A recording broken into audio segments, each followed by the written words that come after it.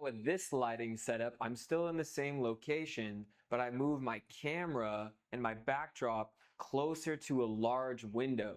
Now the window is hitting my face at about a 45-degree angle, so I'm getting the light from the sun, but it's much more diffused because it's not coming directly into the window, but bouncing off of the objects outside of the window. So I'm getting a much more diffused, very natural looking light on this side of my face. Now, even though they were in more of this soft, non-direct light circumstance, I do not have a fill light. So as you can see, this side of my face is well exposed, while this side of my face is looking pretty dark. So this is when we can kind of break the rules a little bit, because generally you don't ever want to have a light that's at a 0-degree angle from your subject's face. But in this situation, maybe we don't have time or the equipment to set up a full-on lighting setup, 2-point lighting, 3-point lighting. So in this situation, we will see what it looks like using that onboard camera as a fill light. So as you can see, there's a little bit more of even lighting on my face. It's not quite as contrasty. So using this kind of onboard lighting setup, which technically is a little bit of breaking the rules because you're never supposed to have the light 0 degrees from the subject. But in these kind of situations, when you learn the principles, you can use and break the rules properly to really nail down or get the proper aesthetic that you're going for. So using this onboard camera light, not turning it up too bright, not having it too dim, but just enough so it's filling in a little bit of that contrasted side of your subject's face and also catching their eyes so it has a little bit more of impact. Anytime we can see anytime that we see our subject's eyes, whether that's in film or in real life or anything, if someone's wearing sunglasses, you can't connect with them. There's a certain barrier there. But the more you can see someone's eyes, the more you can connect with that person.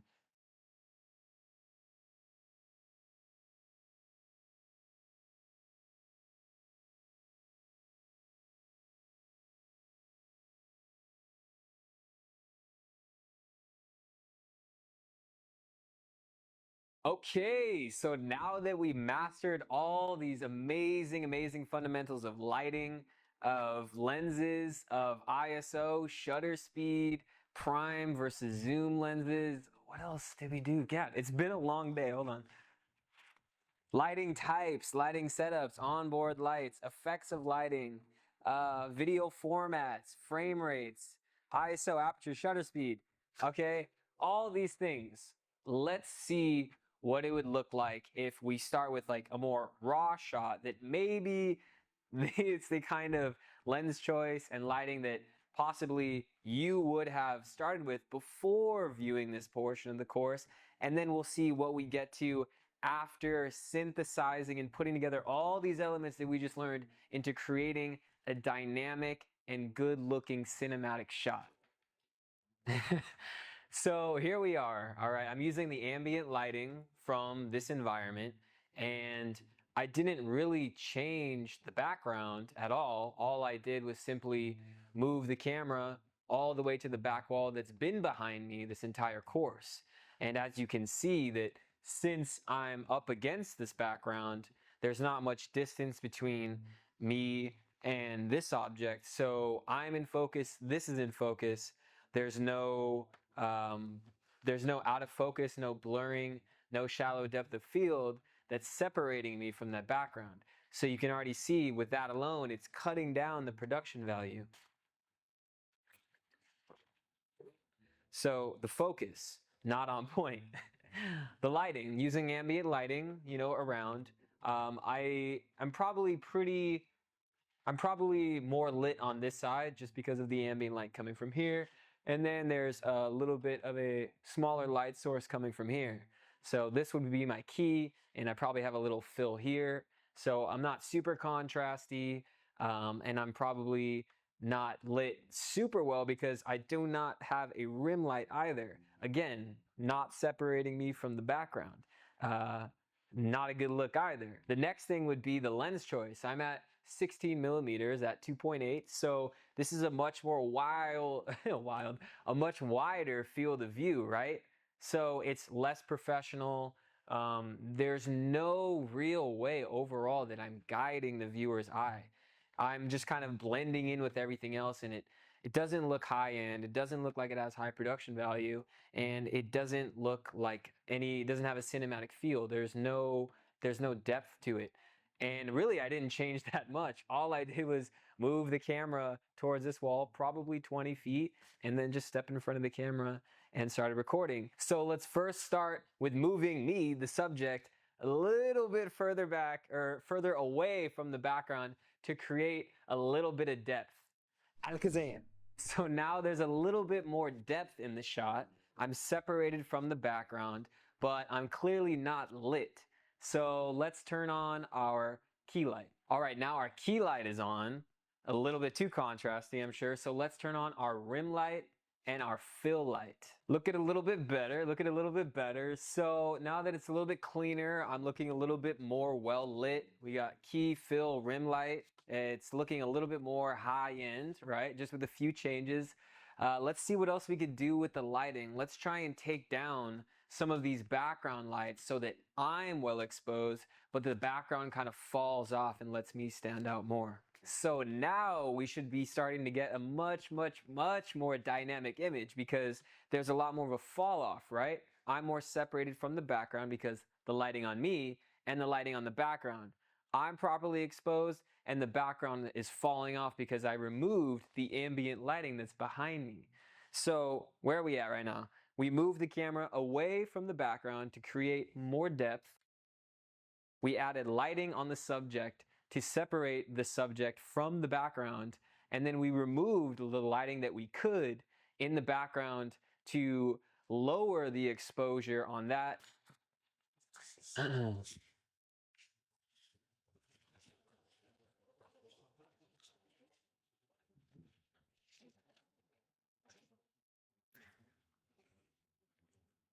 Now, one last lighting thing that I wanted to add that I've been using in this course is having practicals on in the background.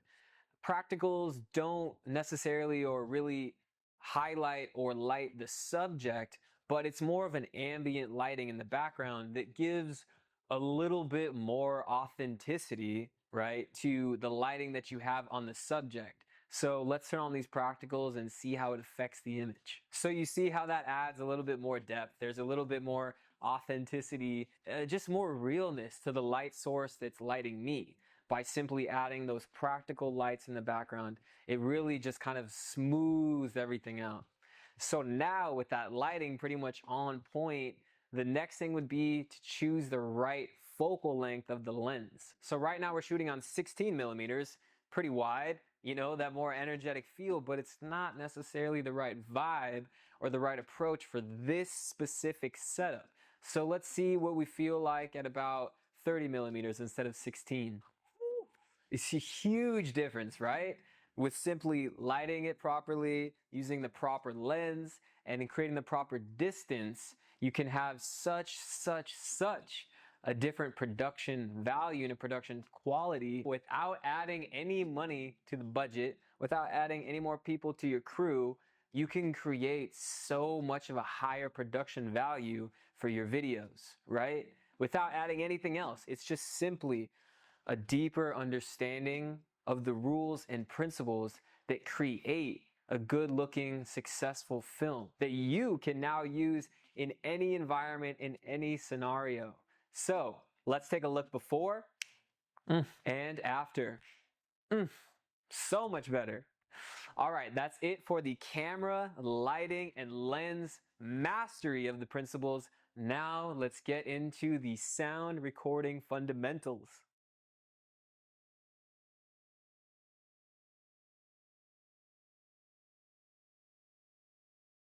All right, what's up guys? So at this portion of the course, we should be very comfortable with our camera settings. And today I'm with the wonderful Kimberlea. Hi.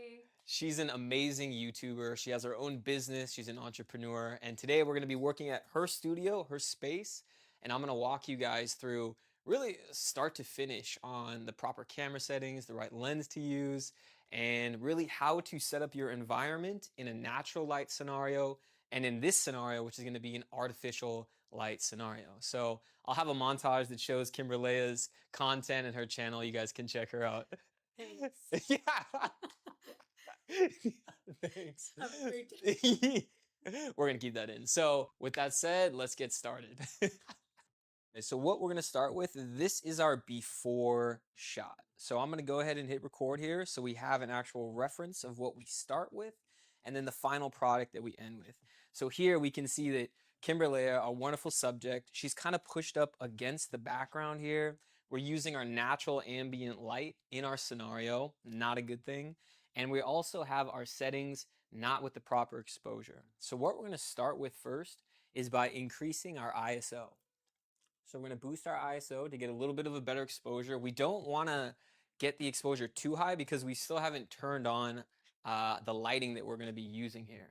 So let's first start with getting a proper settings for our shutter speed. Now we're at a 50th of a second, which is going to be perfect because we're shooting at 24 frames a second. And let's start with first adding one key light. I'm going to flip on this. Perfect. And the next thing that I'm going to do is I'm going to cut away the excess ambient light that we have in here, because these tube lights, I think they're called fluorescent lighting, is not a good thing. You never want to be using fluorescent lighting. So, voila. And so we're looking a little bit better here, but what we're going to first do is, because these lights are relatively cool, the Kelvin temperature is quite cold for this lighting setup. So what we're going to do here is scroll to our white balance setting, and then we're going to go to manual. Okay. And we're going to set it at about 4,800. And so now we still have pretty harsh shadows. So what we're going to do is turn on our fill light, which we have right here. Okay. So what this is going to do is this fill light is going to fill in the shadows on the face. All right, and we're going to change the exposure. How you doing, Kimberly? Fine. Perfect. You're doing really good. Way better than I did when the lights were off. Now we have our ISO at 500, which is giving us a nice even lighting. We have our shutter speed at a 50th of a second. And we also have our aperture at 2.8. Now what this is going to do is it's going to help us blur out the background. So when we change our focal length, because right now we're at 24, if we were to zoom in and now we're at 50, you can see that she's perfectly in focus and the background is falling off because it's slightly blurry. This is already looking a lot better than our before and after. So here's the before and here's the after. Like that magical editing edition in there? I do too. Yeah, right? The snaps and the claps, baby. The snaps and the claps. So this is already looking really good. But what I want to do now is another trick is, luckily her outfit is already very contrasted from the background. If she was wearing a white shirt in this scenario and we wanted to shoot a really good looking video, I would definitely have her change her outfit. Today, it's perfect. So we're not going to do that for this scenario. But what we want to do is move her away from the background. This is going to create more of a separation and allow for the background to be more blurry and a little bit, it's going to be a little bit darker depending on the lighting, but it's going to fall off more. So let's do that now. So I'm going to zoom out a little bit. Kimberly, our wonderful model, you can stand up. And we're going to push it a little bit forward. Now that we're changing where our subject is, we also have to kind of change our lighting a little bit because it's going to change the angle. Okay. Perfect. Now I'm going to move the camera back a little bit so we can get a similar framing to what we want. And I'm going to zoom in. So that's looking pretty good.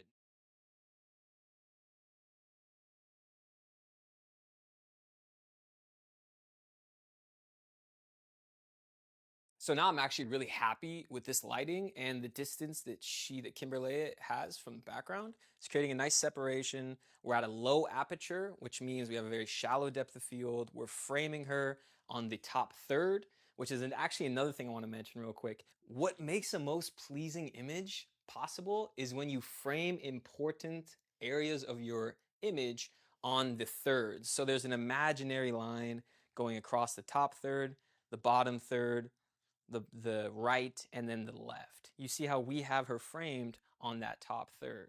Now, if I were to change this framing and put her in the middle, you see we still have great lighting. We still have great coloring. The background looks really nice, but the framing throws out the aesthetic of the image. So that's something that I really want you guys to keep in mind, is that it's always most comfortable, especially with the talking scene, to frame your subject on the top third.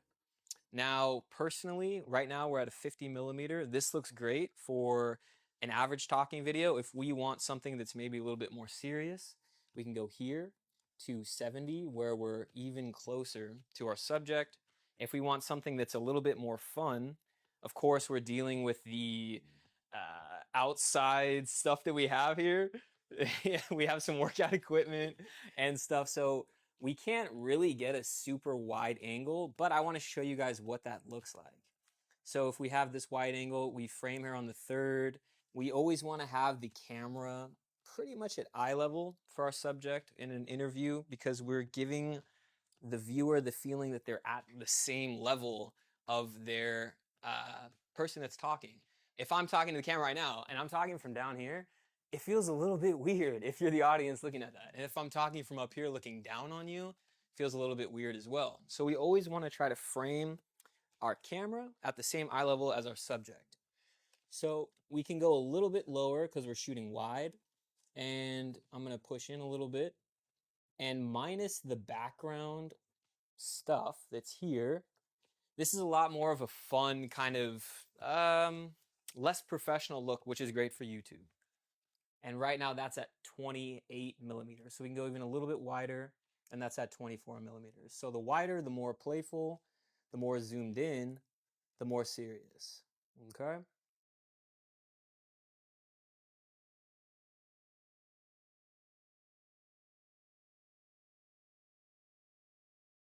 So now that we have this set up, this looks great at 50 millimeters.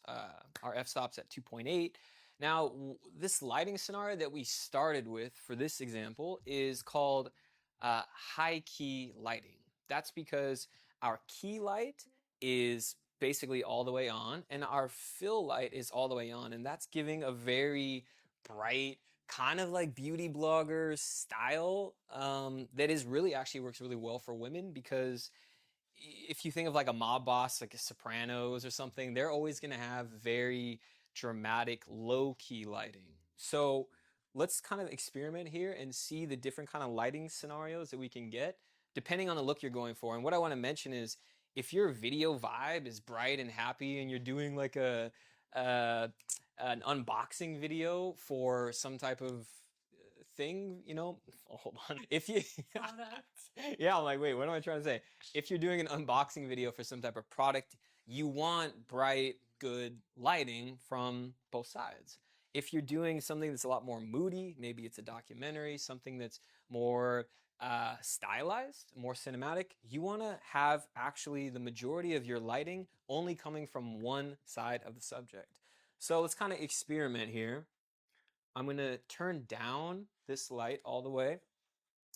And now we can instantly see that we have highlights on the subject's left side of the face, her right, our left.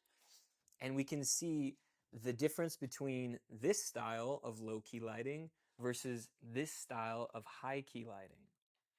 So what we're going to do now is, like I mentioned, we have a really cool, more contrasting looking light setup. And what I want to do is add a rim light, or it's also called a hair light, which is going to, especially because she has dark hair and a dark shirt, it's going to add a really nice highlight to our subject that's going to separate them even more from the background. So let's go ahead and see what that looks like. I'm going to grab this light, hopefully this one. works. Yeah. I'm gonna grab this light here. And the reason I actually moved it from this side to this side is because our main light source is here, lighting this side of the face. If I do the rim light here, then there's going to be the main light source from this angle, and then the rim light. It actually looks better to have light and dark contrasting. So we'll see what that looks like. And the key to this is not to be lighting the front of the subject. We already have that squared away and looking good. So let's see what that looks like. And here's the before. And here is the after.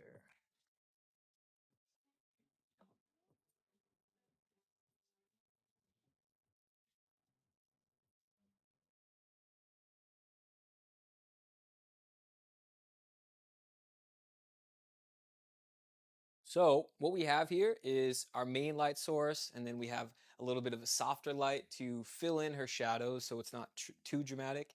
And I actually want to take a look and see what it looks like with this completely off.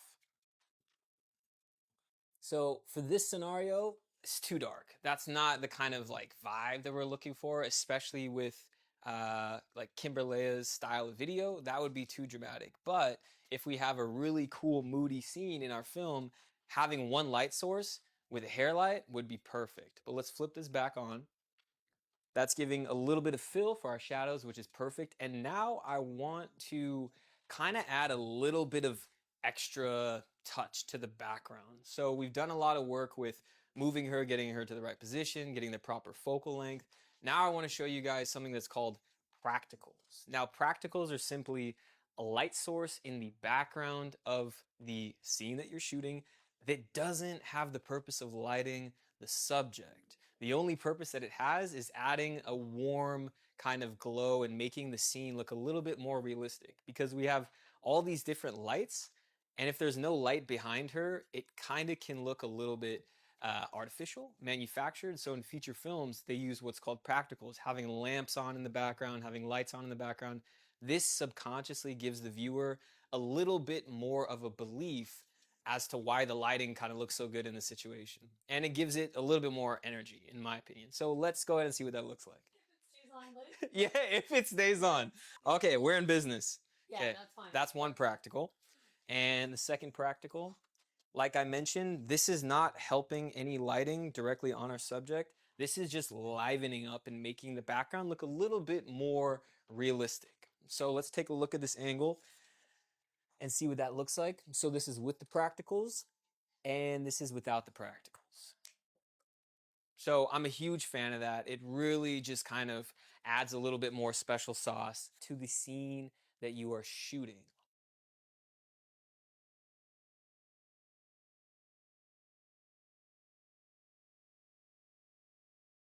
So I actually wanted to add one more thing. We got our practicals, we got our set looking great. The lighting looks good. I will mention that the nature of these lights is quite blue.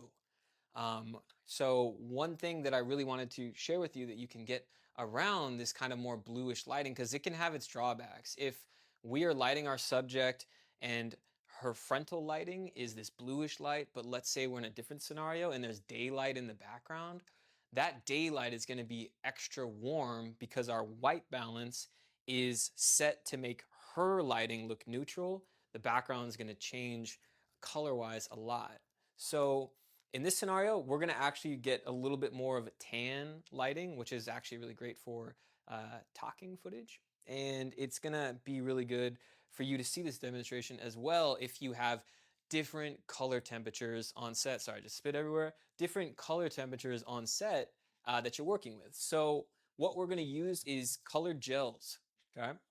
And I'll just kind of briefly run over how to set it up on your light. Now you want to make sure you're not putting these on a light that gets hot.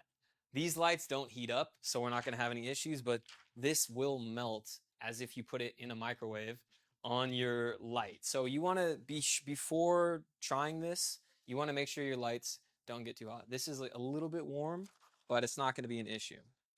So we want to cover our entire light with our gel, and you can see the difference on my face here. You can already see the kind of effect this is going to have. Okay.